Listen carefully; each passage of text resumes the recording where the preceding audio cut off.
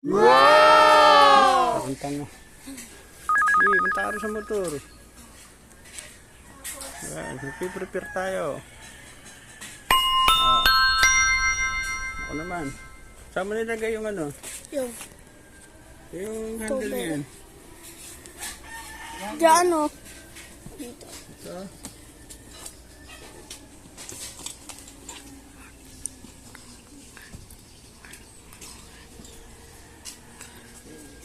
Yung ano. Jesus. Sasama mo ko. Yun.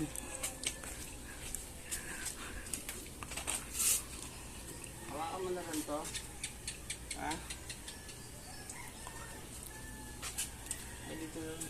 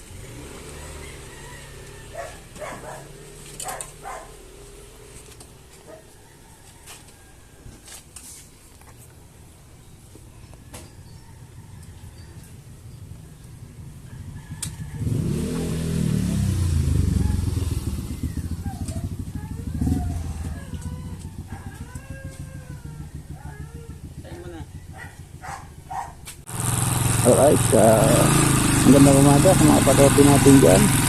At ito nga pupunta tayo sa Eternal Garden. Magja-jogging muna kami ng apo. Gusto ko uling napapawis, no? Susubukan ko uling tumakbo. Susubukan ko kung kaya kung ikutin ulit ang Eternal Garden. Noong araw dito ako nagja-jogging ang kabataan ko. Mga 20 years o 30 years na yata nakalito. Hindi na ako nakakapag-jogging. At ngayon, susubukan ko ulit.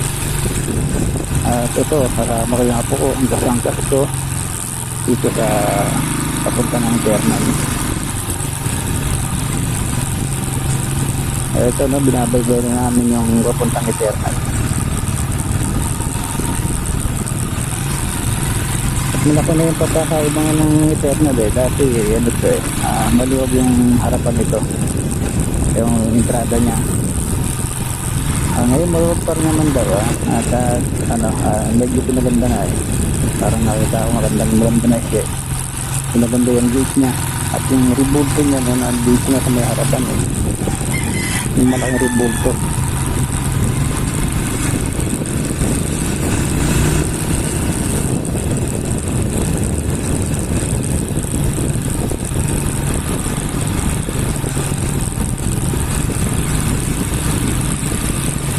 At ito na medyo malapit na tayo sa entrada ng Eternal Garden.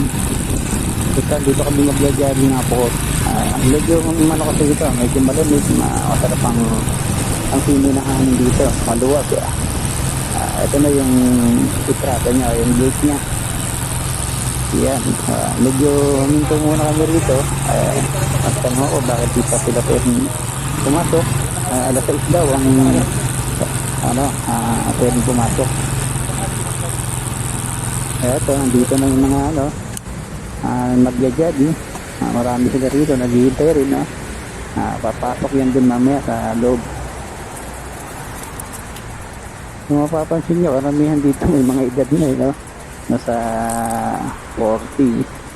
Karamihan ng mga magja-jogging yun dito sa loob parang mas interesado na yung mga may edad mag-ehersisyo, mag-jogging. Siguro nakakaramdam na rin sila na iba na yung pumabagal na yung galaw nila. Kaya ayan, tignan nyo karamihan dito may mga edad na rin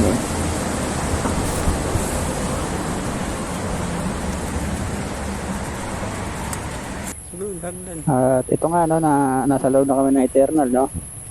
Medyo gala-gala muna, lakad-lakad bago tumakbo. Warm up muna, warm up. Kaya Dati nisisilip bubo lang kami yun dyan. Dito. Yan yung sapa. No araw, ano yung ano niya, yung sa gitna niya, ano yan, ayan, kubo lang yun nandyan noon no. Tayo, no? Yan nga po ko. Gala-gala muna kami bago tumakbo. Medyo magpapahangin-hangin muna. Ayan. Di ba siya po, nagtataka siya, ba't ang lalaki ng mga bahay dito. Kasi, yan, no, yung mga museo nila, di ba? Ang lalaki. Iba talaga yung may kaya, may pera. Mayaman. Sa ating kasi yung ganyang kalaking mga tahanan na yan. Bahay na natin yan.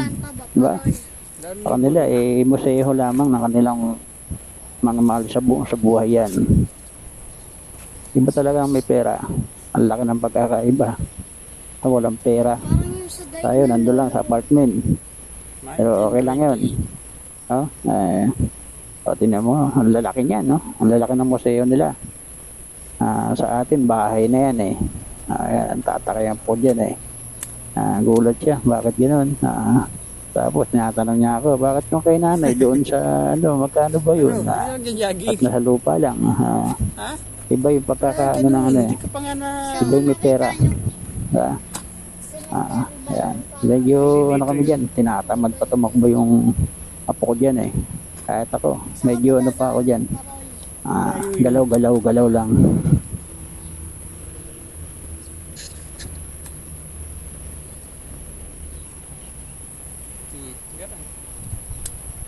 Ito nga no, sinisimulan ko na takbo-takbo kunwari. Yan, papawis ng konti. Mahirap kasing bibiglayin mo, no? 50 na ako eh. Baka pumutok ko na yung mga ugat-ugat natin. Ayan, warm up muna ako dyan. Push up ako, 30-30 lang. Ayan. Hindi ko na nga siya gaanong kasi mabigat na ng katawan ko. Iba na talaga yung kabataan.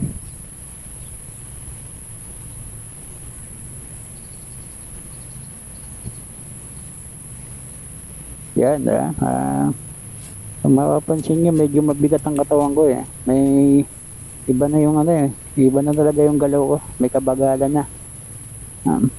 Pero sana maibalik ko pa rin yung dating bilis ko, no? Galaw ko. Sabi nga ng mga katrabaho ko nung araw, ba't di ako napapagod nun no? Saka yung galaw ko, napakabilis ko sa trabaho.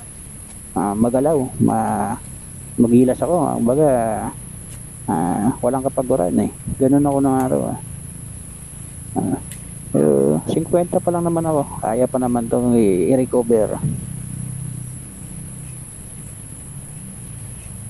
Tingnan nyo, ingat na ingat ako yung katawan ko. Unti-unti ko na lang yung galaw. Medyo bigat ng takbo ko, ang galaw ko eh. Ang hirap na isaba yung katawan mo dun sa galaw ng isip mo eh. Hindi na siya flexible. Hindi na siya magtugma sa bilis ng isip mo saka yung bilis ng katawan mo. Hindi na natutugma. Kaya bilib pa rin ako sa mga ibang boksingero na nakakaya pa nila lumaban na siguro hindi pa nila naranasan yung bugbog na katawan konting galaw lang ako yung hinto may kabagalan na pero kaya ko pang humawak ng glove, kaya ko pa sumuot ng glove. Pala rin sana makalaro uli ng boxing kahit 3 round lang no. Anong araw lumalaro na yung mga na 6 round din. Okay ba? Bulol na ako. Ayan, ang bagal na talaga ng galaw ko. Ang layo na sa katotohanan. Pero sana may balik.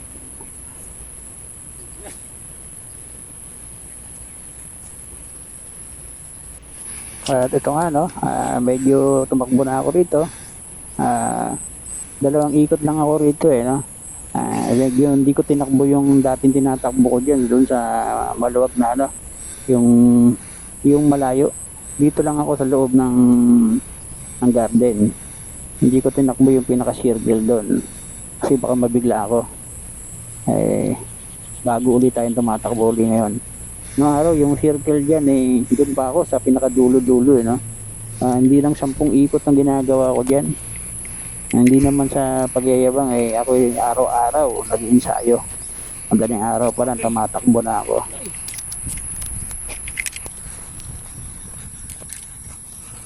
Eto nga no, medyo nagsa-shadow boxing ako dito.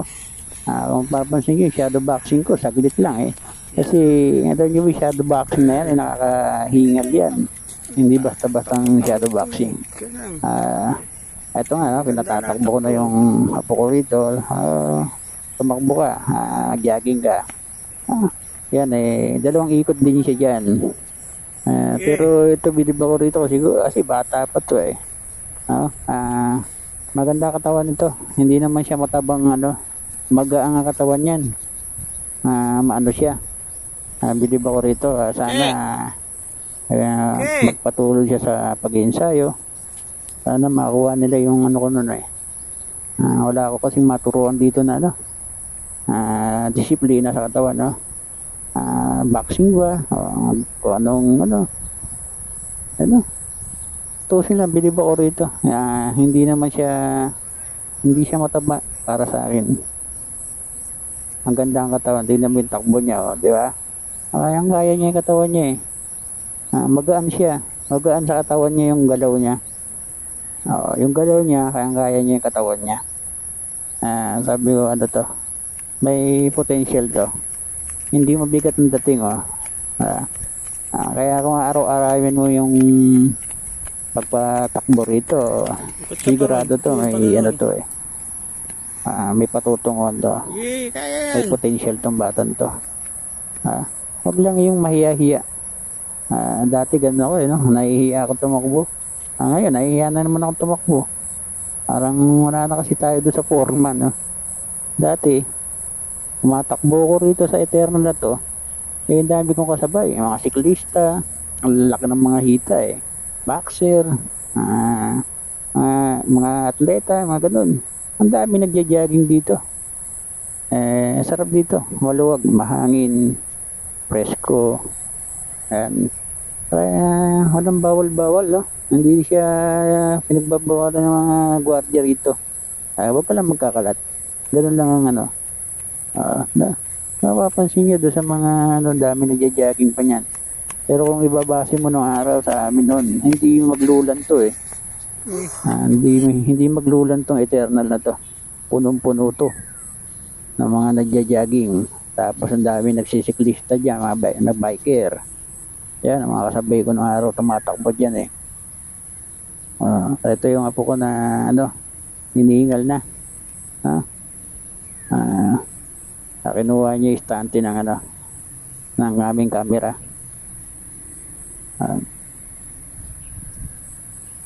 Tingnan mo katawan niya maganda katawan nitong batan to. Magaan magaan ang katawan niya. Kahit na sabi mo mukhang mataba, pero hindi siya mabigat. Hanggang dito na lang Salamat po.